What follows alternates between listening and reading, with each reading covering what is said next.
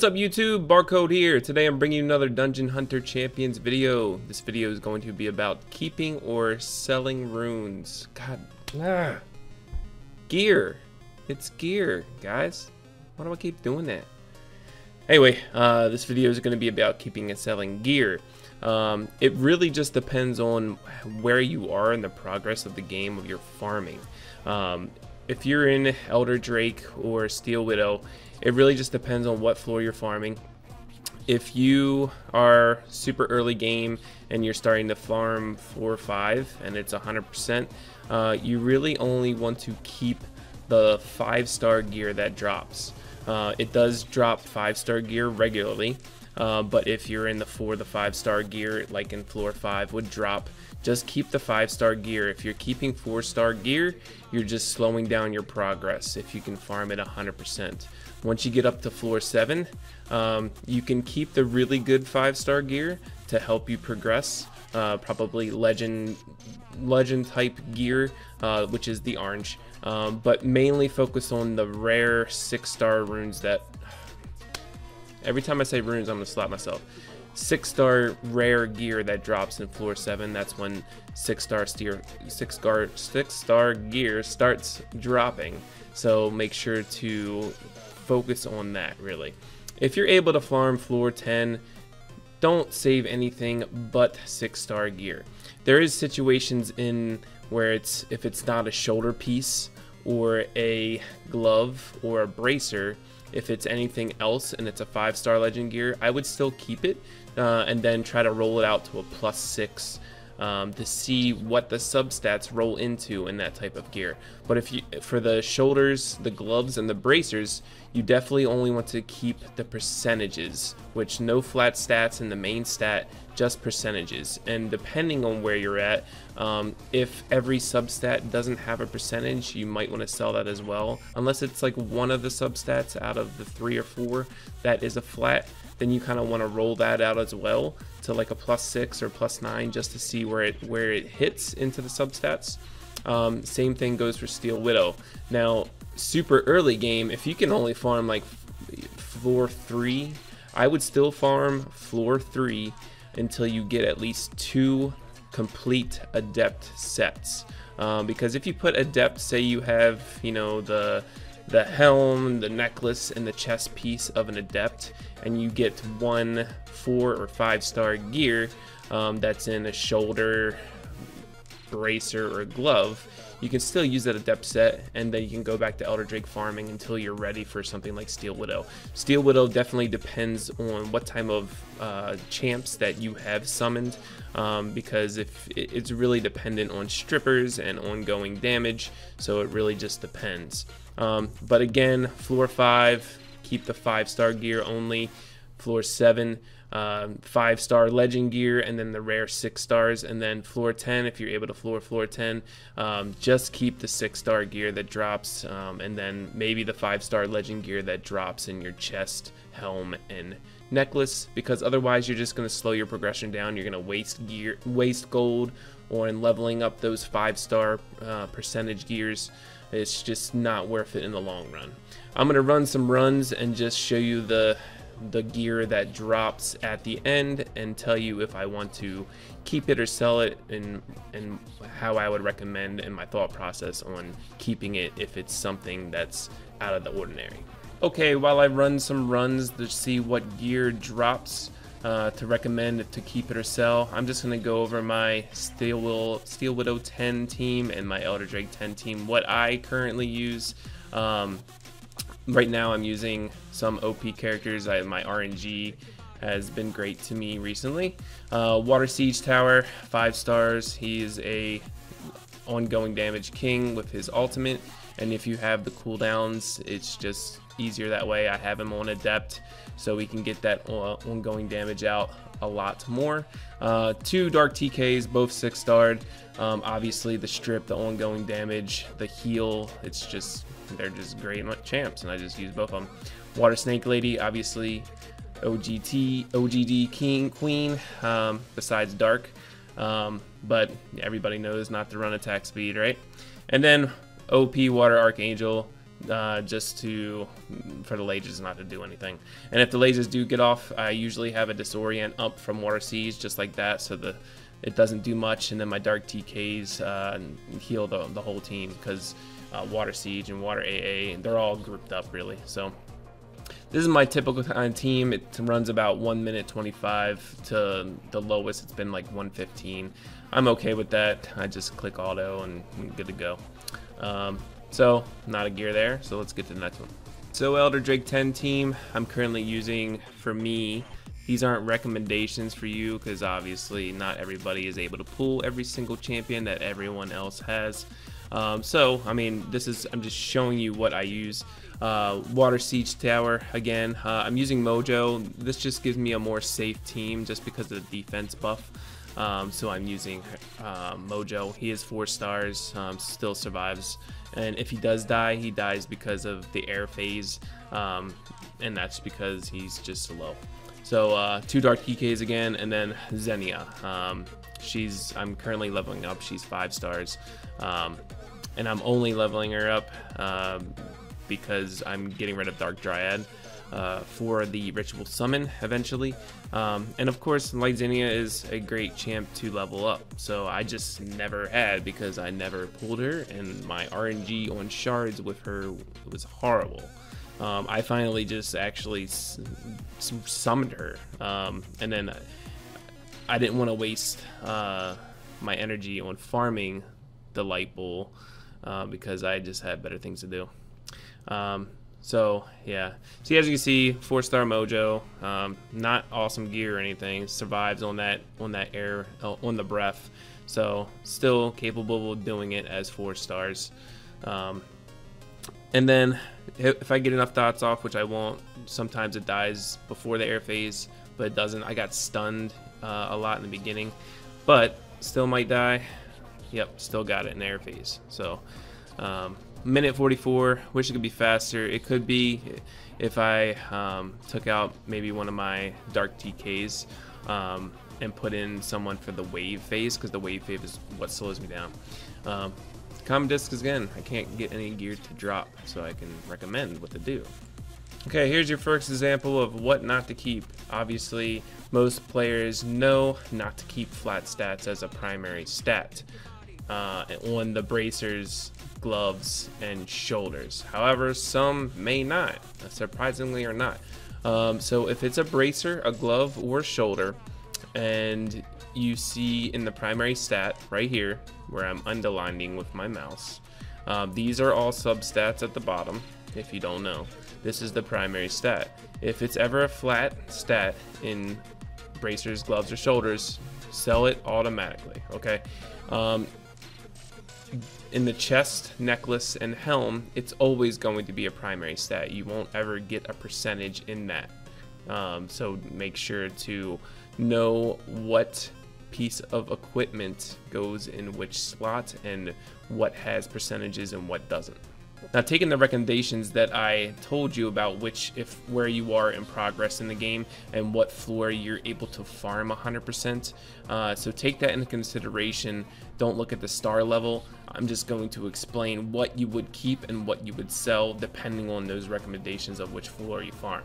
So an Adept Helm, okay, that has HP and crit rate, okay.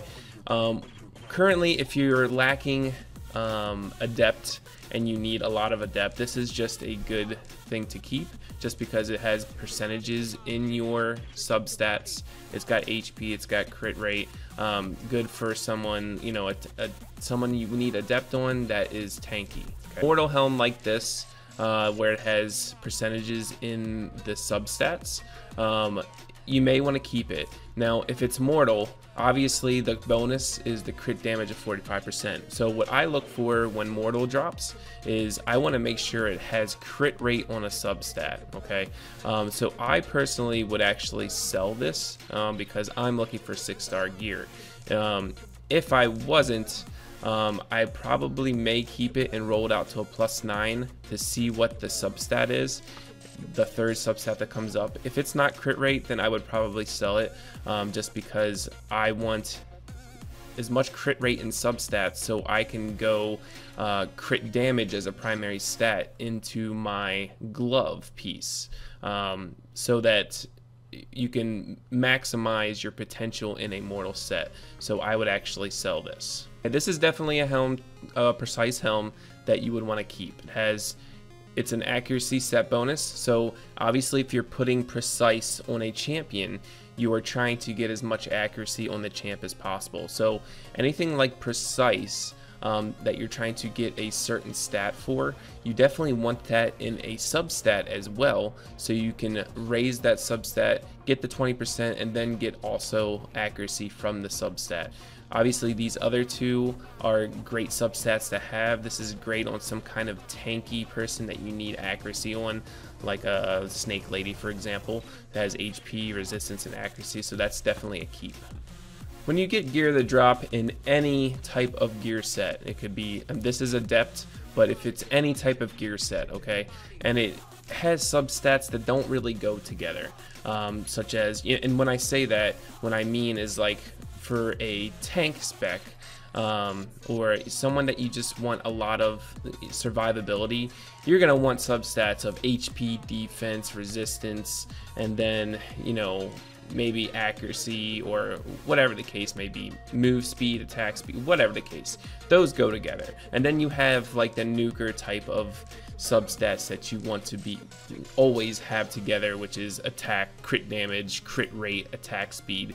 So when you get gear that drops, which will happen a lot, which is kind of a mix of a survivability type of group or a nuking type of group like this, you have attack, HP, and resistance.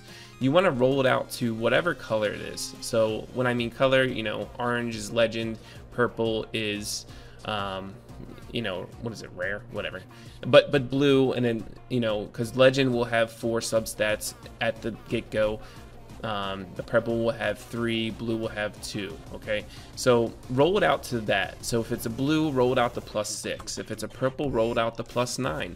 If it doesn't roll into something that you want, like, because this could really potentially roll into max HP 3 times, and then you could have something like a 18 to 20% max HP Adept Helm. Okay, so you always want to roll it out. Yes, you might lose gold in the long run, however, it's still, the potential is there. For gear, you're going to sell gear 9 times out of 10 while you're farming, so to be able to have that potential and see what it rolls out to before you sell it is a great idea. Another example of keeping something that you may not potentially keep if you're end game or something like that, but if you're in the mid game, early game stages, you definitely want to keep it. It's a sturdy helm. You're putting that on someone who needs defense and survivability. It has the defense substat, which just makes the sturdy helm even more profitable. And then it has crit rate and attack speed. So you can put this on some kind of defense-based damage dealer, or if it just rolls into 3 rolls of defense, you could put that on someone who needs defense as survivability.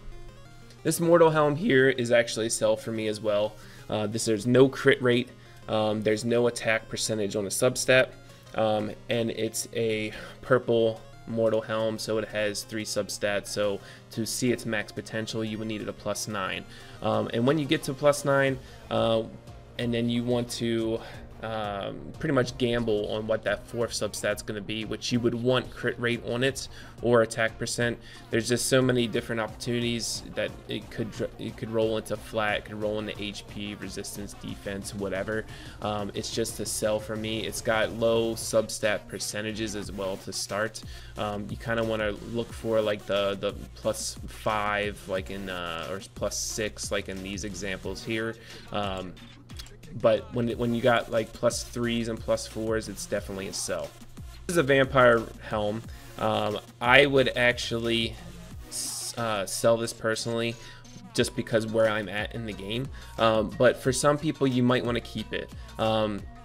My thought process on it is, if it's vampire, you definitely want crit rate on vampire, because if you're not critting on vampire, or vampiric, sorry. If you're not critting on vampiric, you're not getting the full potential of the sustain and heal that you can get. It has attack, it has HP percent, it has resistance percent, it has good substats for some kind of bruiser type material. And if it rolled, you know, 3 into attack, this could be worth it if you can get crit rate somewhere else. However, me personally, I would actually sell this because it doesn't have crit rate as a substat in vampiric, and that's what I look for. Here's another gear warding. Obviously, I would keep this just to see what it rolls into. It's kind of like a, it's not at its full potential for a survivability type of helm, and it might not even use this as a resistance set. However, it's just having the opportunity of having a gear if I needed it there, I could use it. It's got resistance on it, it's got defense, so in this type of situation I would want all my rolls to go into defense or resistance. I would at least roll it out to a +6, maybe a +9 depending on the first 2 rolls, but if it rolls into attack I would probably just sell it after that. Okay, these are the tricky ones. This is a Legend Keen Helm, crit rate 15%. Okay, now with Keen, I explained before that I feel like Keen is an early and mid-game gear set because of that 15% crit rate. At end game, you're not going to need Keen because end game, you're going to have the opportunity to maximize all of your champions. You won't need Keen. You're going to have the crit rate of 85 to 100% in all of your substats in different gear sets anyway. So why not go Vampire Vital or Vampire Sturdy or Mortal Vital or Mortal Precise, whatever the case may be, to get the full potential of overall stats. But in some circumstances with certain people in their progress, this can be a good helm, especially if it just pretty much goes all into crit damage. Then it would be a great helm. The substats for this Keen helm, it's more of like a tanky type of gear, or along the lines, you know, it's got defense, resistance, accuracy, okay? So the only kind of burst nuking type of substat is here's crit damage. So depending on how it rolled out, if it started rolling out into resistance, not like on my +6, I would just sell it. But if it rolled out into crit damage twice, I would keep going to +9, see how it turns out. It's up to you, but you definitely want to always think about not progressing further in one piece of gear and selling it, just to not lose out on the profit of it. Depending on where you are in the game, this blue vampiric shoulder may be something to keep. Not necessarily for the gear set, but obviously for using it as a broken set. When a broken set, I mean, say you have Adept as your 4-piece, and then you need a shoulder piece that has HP percentage, like Xenia, for example. Oh. No. Okay, so for Xenia, for example, you know, you have Adept in, you know, necklace, helm, chest piece, and gloves. You need something to fill the bracer and the shoulders. You can use this as a broken set. It's got HP, it's got defense. So just level it up. If it levels into defense twice, then you have an okay-ish shoulder piece with max HP percentage as a primary stat for Xenia to use. So always just think about it. Just roll into it at least to a +6 on blue gear, just to see where it goes. Here's another blue piece of gear that you may want to keep. I'm personally going to sell it just because of where I am in the game. But this is an attack speed. It's got crit rate, crit damage, obviously, and it's got accuracy as a gear set, so for precise. So this could be used on people such as Valkyries, such as you know, anyone that needs attack speed and crit rate and crit damage. You could use it on a Blade Master as a broken set, or if you have enough crit rate and substats and you don't need Keen, you're going mortal, you can use this just to get like a mortal wounds off, or to be able to make sure to have enough accuracy to get the mark off if you have the Fire Blade Master. You know, people like that, you just got to think outside the box. This piece of gear here, it's a 5-star purple shoulder piece. I'm currently selling it because I'm looking for 6-star gear in shoulder, bracer, and gloves. But depending where you're at, again, you may want to keep it. It's precise, it's got accuracy in the substat, so if you're looking for an attack speed champion that has accuracy, you have 27 right there. If you use a second piece of precise, and then if this rolls twice into accuracy, I mean, you're gonna have a lot of accuracy just in one piece plus the precise second piece. So it's just something to think about. All right, here's a good piece of gear. It's a 5-star Steel Widow 10 drop. However, it's got accuracy in the substat, HP, crit damage, meh. But if it rolls in accuracy or HP, I'd be happy. That's 25 accuracy just in one piece, so I'm good with that, so I'm going to keep it and disconnect again. If you get a bracer that has resistance on it, I would probably just sell it outright, even if it's a 6-star. You can get really high resistance, especially since your champions already have a percentage of resistance as a baseline. You can get high resistance just in substats. Resistance and move speed on the shoulders is kind of one of those things where you don't really need it. I will be doing a move speed video in the future because there is certain circumstances where you could use that in a shoulder piece. However, with awarding gear, even though it has a max of resistance, you can get better stats as a primary somewhere else, so that's a definite sell. This is a 5-star that dropped in Steel Widow 10. It's sturdy, it's got max HP primary, it's got defense and accuracy.